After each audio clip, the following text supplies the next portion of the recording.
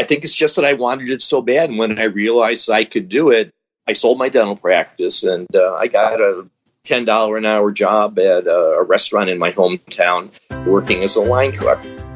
Hey there, I'm Goli Kalkaran, and this is Lessons from a Quitter, where we believe that it's never too late to start over.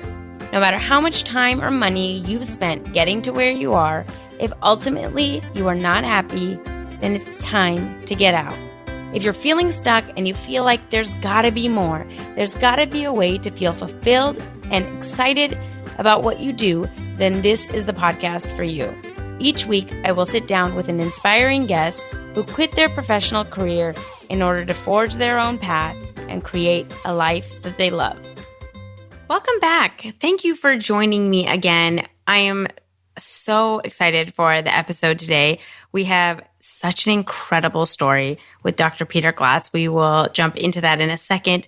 But we just had our first live event last Thursday, and I am just filled with gratitude. I swear if you told me a year ago that I would put on a live event where I had sponsors giving me free food and desserts and the venue, and I would bring together people for a live podcast recording, and we would talk about their quitting journeys and their dreams and connect. I mean, I would have told you you're crazy because that sounds insane. Like, I used to think that people that put on events and things like this, like, had some kind of qualification or knew what they were doing. And it turns out that's not true because I have no idea what I'm doing. And I still put it on and it was amazing. And it just really reinforces everything I've learned through this podcast. But really being on this side of it, it reinforces that you can do anything you want to do. Just start now. Like, we're all kind of waiting for this, I don't know, stamp of approval or permission slip or someone to say like, okay, now you're ready. And so we keep waiting, and that's never going to happen, and you don't need it. I'm now learning that myself, that you can start where you're at and you can just decide that you want to do something. And that's the amazingness of today and the internet, is you could do that and put it out there. I started this podcast a year ago and I still don't have like a large list. I didn't have a ton of people. I knew the event wasn't like hundreds of people, but it was dozens of people that came together. And I love this community that's growing from this podcast, and it's growing slowly. And I love that. I'm filled with gratitude. I'll never thank you enough because I think this is just such a cool thing that I get to experience. And I really want that for you guys. So I really want you to take time to think about what it is that would fill you up, what it is that you want to create in this world, and create it. Like, start doing it now. Don't wait until you have some kind of experience or built up some kind of audience.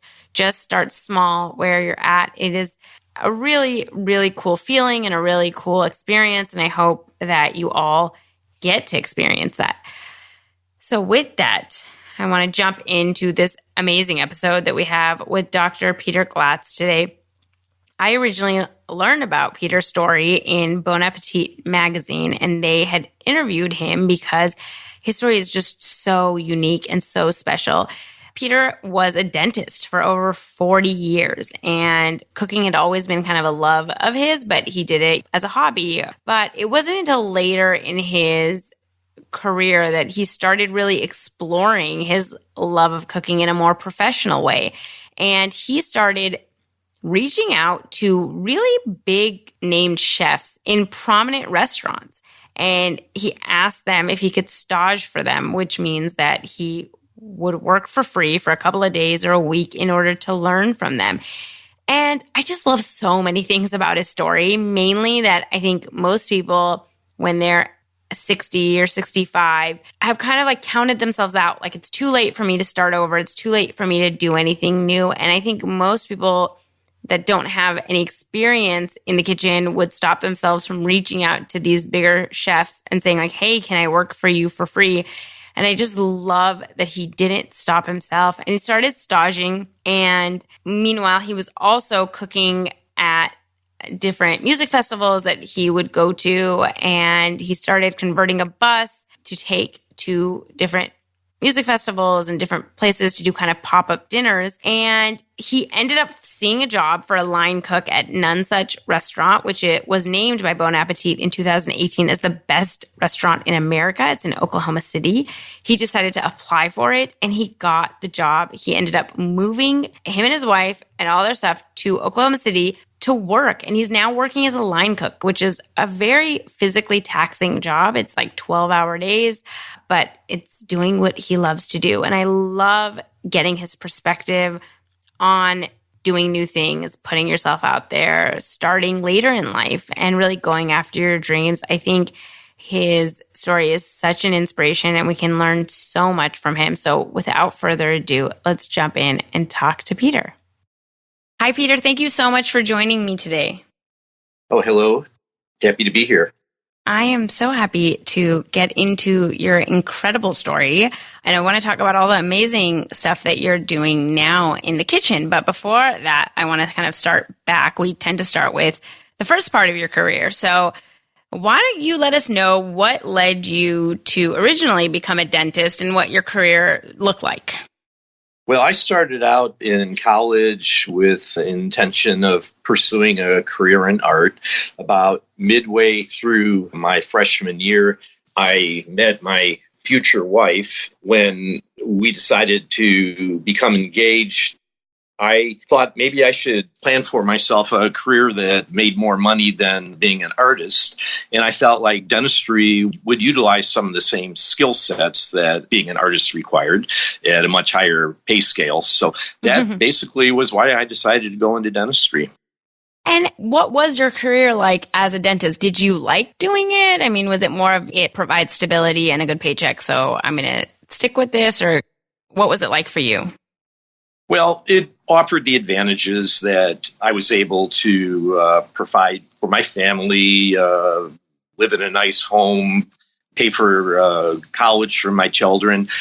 But I never really felt like my heart was in the right place. And I did everything I could to bring art into dentistry. And I also tried to avoid the aspects of running a business.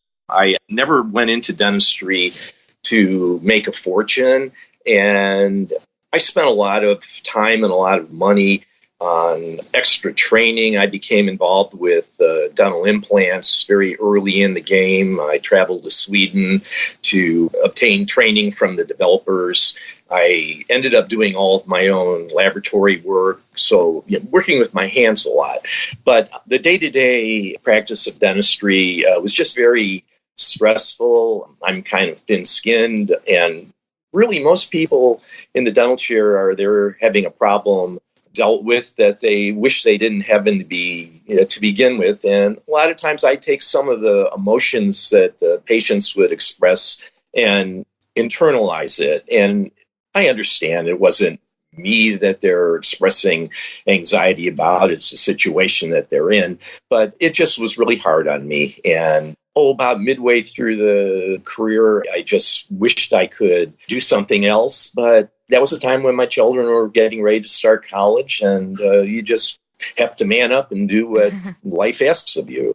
Right. And I think that there is like societal pressure and just this common thought process that like work isn't fun and you just have to do it. So I'm assuming is that kind of the attitude that you took? Like, did you ever actually consider like what else you might be able to do, or was it kind of head down, I got to keep doing this because I have to provide for my family?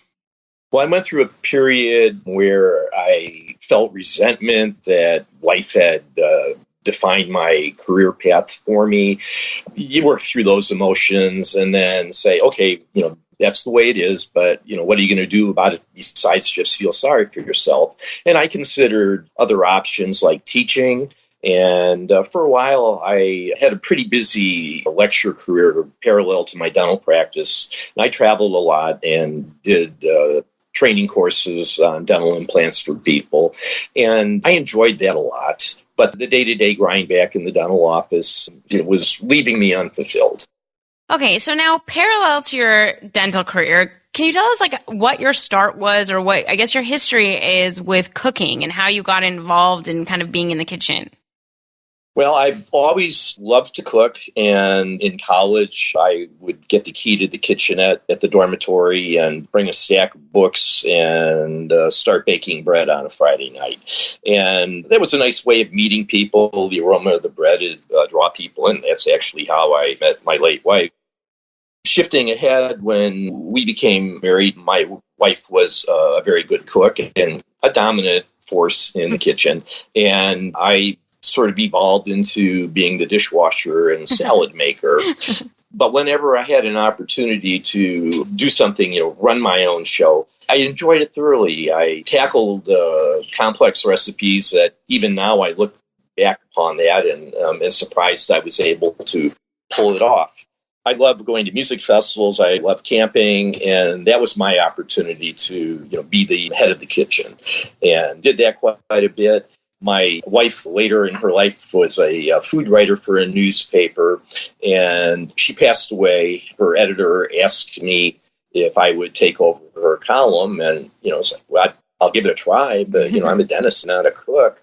And to gain more experience and background, I started staging at restaurants. For readers that aren't familiar with how restaurants work, a stage is a unpaid apprenticeship. So basically, I approach a chef that is doing something interesting and say, can I spend a couple days with you? And I was so fortunate to establish a relationship with a chef in Chicago, Elena Regan. She has a Michelin star restaurant called Elizabeth, and she became a very good friend. And over a period of several years, I go there every few months for a long weekend and train in her kitchen. She has a very wide-reaching reputation, and that opened doors for me to get into other restaurants by just saying I had staged with Elena. Right. So you said that you've developed this relationship. When you first reached out to stage with her, did you know her, or was it just like a cold email or a cold reach out to go work in her kitchen? I read an article about her restaurant, and it just sounded fascinating to me. And she produces a tasting menu, uses social media a lot. So I was able to see these beautifully plated little dishes. And I felt that, as a dentist, I'm used to doing tiny, precise things with tweezers. And so the transition from, the dental office to the kitchen of that sort of restaurant was a fairly logical jump. At this time that you reached out, how old were you? Well, this would have been about 6 years ago, so I was 60. Okay, so you're 60, you've never been trained as a chef, you've never worked in a kitchen. Most people, even if that's their dream to try and go work in a kitchen or learning about staging, would say, like, who am I to contact this person? Like, this chef has, trained chefs under her. Like, why would she let me come in the kitchen? What was it, do you think, that, prompted you to reach out when I think most people would kind of feel this imposter syndrome of who am I to do this? I think number one, Chef Elena is a very loving and embracing individual. And the second point is I went in humbly, honest, and said that, I'm a little old, I'm a little slow, but I'm very neat and I'm very precise, and I really would like to learn. And she gave me the opportunity. I don't know that I would have gotten that kind of response everywhere, but once I could go to another chef and say that I've staged with Elena Regan at Elizabeth, they were willing to give me a shot. Right. Too. When you were starting this, when you started out with Chef Elena Regan, was it just as a fun hobby? You just wanted to go on a weekend to learn and be in that environment? Or did you think this is something I want to pivot to? Well, in the beginning, I think that it was just fulfilling curiosity. I have to say that at the time this all started, I was chronically overweight. I had a failing hip. It was very, very hard for me to be on my feet. I had to take pain medication every 4 hours to get through. So doing this as a career at time was just not realistic. Now, jumping ahead a little bit, shortly after I had my hip replacement, about a month and a half later, my wife unexpectedly passed away. So sorry. And And actually, when her editor approached me about taking over her column, he took me out to lunch and he said, by the way, I get together every morning at 7 o'clock with a group of people our age and work out at a CrossFit gym. And I think it would be beneficial to you. And getting up at 7 in the morning to work out at a CrossFit gym had no appeal to me at the time. And I used the fact that I'm still in physical therapy from my hip replacement to, put off the commitment. And then a week later, another friend invited me over for dinner, and he said the same thing. Turned out he worked out at the same gym. And so it kind of almost was like an intervention. I sort of got forced to show up. And the trainer, the coach, was an individual in his 70s, healthy and strong as an ox. And he looked at me and said, man, you need some help. I want to work with you one-on-one, an hour a day for 90 days, 7 days a week. And so I committed to doing that. And it was torture. It was hard, but he was also a really good motivator. And, I was never a jock. So, being in the gym was never a comfortable place for me. In fact, a week after I started working out, or 10 days or so, the CrossFit corporate sent a photographer and a reporter to the gym to do an article about this longevity program. And they ended up making a video of me that I think the title was A New Beginning, and they put it on their website, and it got, thousands and thousands of hits. But I look back at it now, and, I was just like a beached whale at the time. They're showing films of me trying to, stand up from, sitting on a wooden box or hanging from a bar and trying to raise my knees up. But in that time, they interviewed him, and he said that, what I don't need at this time in my life, having just lost my wife, recovering from surgery, is that I didn't need sympathy, I needed hope. And he provided me that. So I stuck with it. I did the work and, lost 80 pounds. Oh my goodness. I was able to get off of 30 years of blood pressure medication. And when this whole thing was happening, I started to realize, wait a second, I physically can handle the rigors of working in a kitchen. And so I sold my dental practice, and part of the contract was that I had to work 2 days a week for the purchaser so that my patient base would transition over. And so I had extra time, and I got a $10 an hour job at a restaurant in my hometown working as a line cook. And I did that for 6 months. Wait. Can we just stop really quickly there? Just right in there when you're selling it. So when you were going to sell the business, were you at a place where you were, even if you didn't go into cooking, were you considering retiring, or was this just because you wanted to start maybe, a new career in cooking that you decided you need to part ways with the dental office? I think it was more of a situation of, I looked at this big old house. I had an 1860 farmhouse on 2.5 acres that was a gorgeous historic house, but it was needing a new roof and needed a new septic tank. And thinking I'm going to be working for the 10 years just to old empty house. The kids are all gone.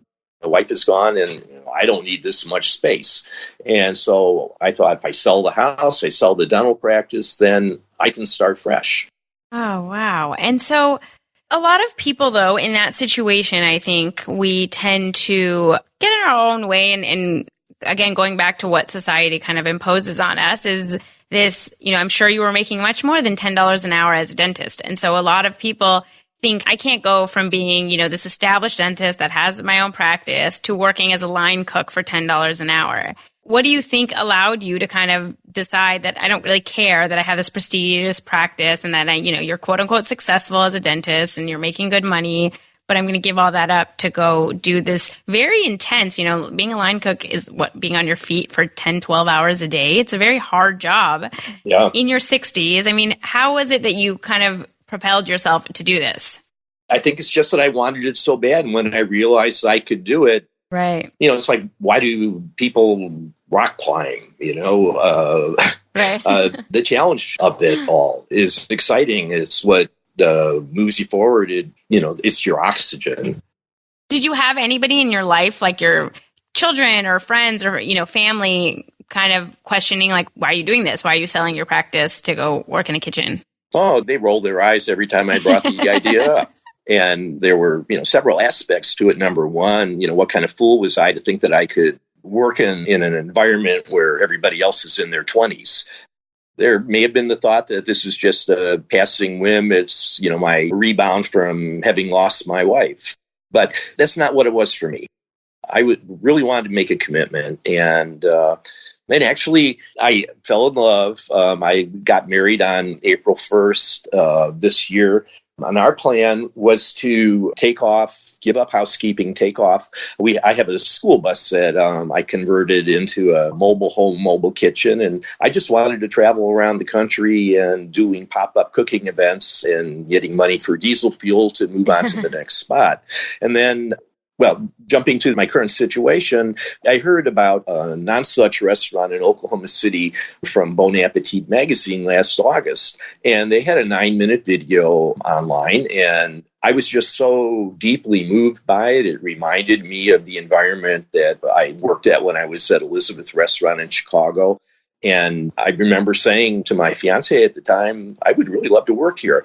And I started following them on Instagram, and they posted one day they were looking for a line cook and send a resume to an email address. And I thought, what the hell? I sent my 7-page dental resume with a half-page, addendum of my cooking experience. And to my amazement and surprise, they contacted me and said, we'd like you to come for a working interview. So in February, I drove to Oklahoma City, and I was there for 2 days. I screwed a whole bunch of things up, thought, after the first day, nothing's going to come from this, but, I'm here for 2 days and I'll see what I can learn from it. And to my shock, they offered me the job. That is incredible. Yeah. And I called my fiance up and said, would you have any interest in moving to Oklahoma City? They offered me the job. And she was excited for me. And even though it's not what we had planned on doing, she saw that it was a tremendous opportunity and, gave me the go ahead on it. That is incredible. And so now you have been at Nonesuch for how long? I started on April 16th. Wow. So and how has that been? What's your typical work week like? How many days are you working? How many hours? I work Wednesdays through Saturdays. I get there at 11 o'clock and I get home about 1 a.m. On my feet the whole time. I have to admit that by middle of the afternoon, my legs are tired, my back's tired. I'm not sure that I'm going to, make it through. And then when dinner service starts, there's an adrenaline rush. And by the time the last guest leaves the restaurant, we have an hour of cleanup. I have so much energy that by the time I get home, it takes me 2 hours to wind down. So it's going really well. And the culture in the restaurant is amazing. And, even though I'm more than twice the age of the oldest person in that kitchen, I can match everybody, maybe not strength-wise, but stamina-wise. That is incredible. I mean, the story is so amazing. And I first read about your story in Bon Appetit magazine. And I think that it really is everything that I'm trying to show through this podcast is that, it's never too late to do something that you love. And I love that you had the confidence and the guts or whatever it is to say that, the first part of your life or whatever you've done up until now doesn't define you. And there are ways, and I think, there were so many things that could have stopped you. I think this is a very physical job. It's something that most people would think you need some kind of experience or training or you need a degree. And I think a lot of times we just stop ourselves. And I love that you just let yourself go for something that you love. One of the things that my current chef, Colin Stringer, said that he likes to hire people that haven't had a lot of experience because then he doesn't have to untrain them. I'm coming in as a somewhat blank slate. And it also happened that he's a big follower of Chef Elena Regan. So he knew that I had functioned in a similar work environment. Right. But I think the important thing that I would like to impart, and quite honestly, I'd like what I'm doing to have a higher meaning than me just getting to fulfill myself cooking food. I would like to be able to inspire or influence others because the happiness that I'm personally experiencing is the kind of thing I want to share. I want other people to feel this as well. And, the first step is really creating a vision of what you want to do. After my wife died, as I mentioned, she was a food writer. She had developed friendships with the Zingerman organization. Zingerman is a high-end deli in Ann Arbor, Michigan that is renowned for customer service, and it's actually now a multi-million-dollar organization. They conduct corporate training seminars. And after my wife passed away, they reached out to me and invited me to come to what they call their visioning seminar, complimentary. So I went up to Ann Arbor, and it basically is you spend your time clarifying, writing down what your vision is, as a necessary first step to anything. And so I went through that process at the workshop, and the vision that I wrote down is not exactly what I'm living right now, but It's real darn close. Yeah. So that's step number one, is creating that vision. And then step number two is doing the work to make it possible. Just wishing something is not going to make it happen. It's committing to doing the work. And I work damn hard. Physically, I work damn hard to get myself capable of doing the work. And I invested a lot of time and money picking up the training. I spent a week in a kitchen at Joe Beef restaurant in Montreal, and renting an apartment for a week, and the travel costs, that, and the time off of work, that's an expense. But I made the investment, and that's where I'm at right now. Right. That is such great advice. The thing is that you're absolutely right that you need to have a vision of what you want so that you can start putting actionable steps towards it. But what I really think that you are inspiring people, and I think your story is so important to be out there, is that so many people don't let themselves have that vision. They don't let themselves have that dream. I hear this all the time. I was just having this conversation with a family friend over the weekend who was saying that she listens to the podcast and was saying, but it's too late for me to quit and start over. And I was saying, no, it's not. And, and that's what I think is the problem, is even the gym, even the losing the weight, so many things like we tell ourselves that we can't do. Like, it would have been so easy for you to say, you've been on this medication for 30 years and that you have been overweight for however long that you were overweight. And we take that on as an identity and like, that's it. This is who we are. It's fixed. Whereas it's not, and it can always change. And it's just up to you to like say, I'm going to go against what everybody else thinks. I mean, when you say, people are rolling their eyes, a lot of people just don't have that, the confidence to stand up to that. And so they stay in the box that they've kind of put themselves in, and they think like, this is it. And I think that what is super inspiring, and I really do hope that it reaches people far and wide, to say that, like, I know how cliche it sounds to say it's never too late, but it is never too late. Like, you have time, so why not make it something you want? Yeah, absolutely. I mean, I absolutely love that. And so what is next for you? I mean, what is that vision? Is it to work in a kitchen? Is it to have your own kitchen? I know tell us a little bit about the bus that you have and what you do with that, and also what you kind of hope will come in the next, 5 years. Okay. Well, let me say that when I decided to accept the job in Oklahoma City, I thought I would do it for a year. I kind of gave myself a window that I'm going to hit it really hard for 5 years until I'm 70, and then regroup and see where I want to go from that point.